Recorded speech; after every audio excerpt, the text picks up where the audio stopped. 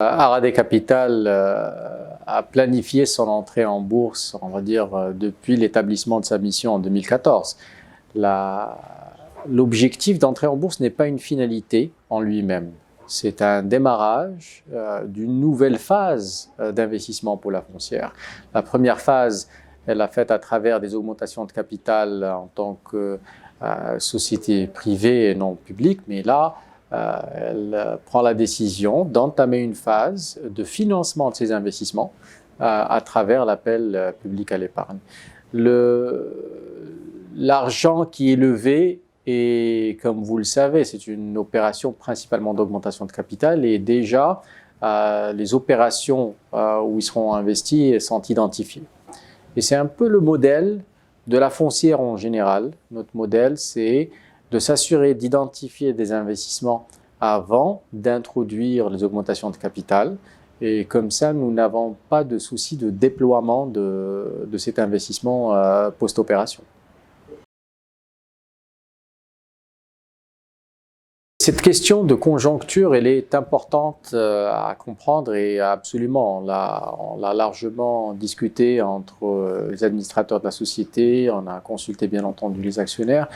La période de crise est généralement une période qui nécessite des efforts de relance. Et les efforts de relance qui viennent après une période de crise sont souvent générateurs d'opportunités d'investissement pour les foncières. Les foncières financent plusieurs secteurs de l'économie. Elles financent les murs de l'éducation, de la santé, de l'industrie, du commerce.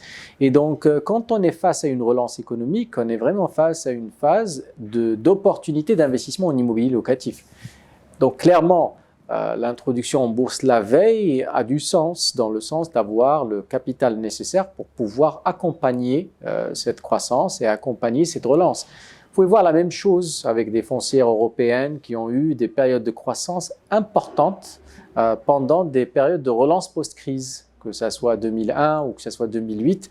On a vu que plus tard, les foncières ont connu une influence et un montant d'investissement encore plus important. L'objectif final que cherche Aradet Capital, c'est tout simplement, au-delà de financer des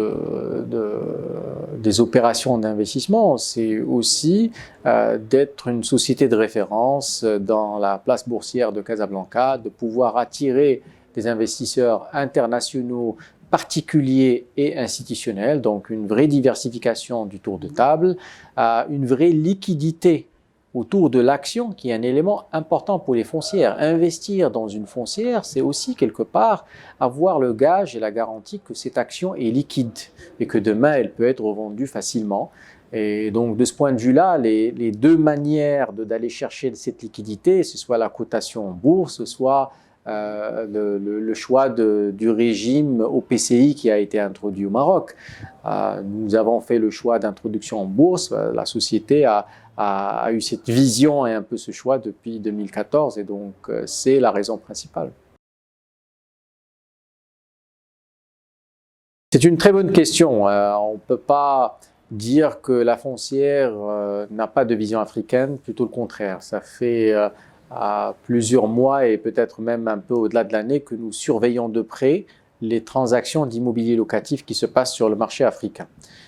Pour l'objet de l'investissement, de l'augmentation de capital qu'on est en train de financer aujourd'hui, l'objet est principalement marocain. Donc, pour cette augmentation de capital, il n'y a pas de choix d'investissement internationaux. Mais cela dit, nous surveillons de très près quelques opérations sur le marché. Et dans le moyen terme, il est important aussi qu'on puisse avoir une expansion régionale. Je pense que cela viendra naturellement.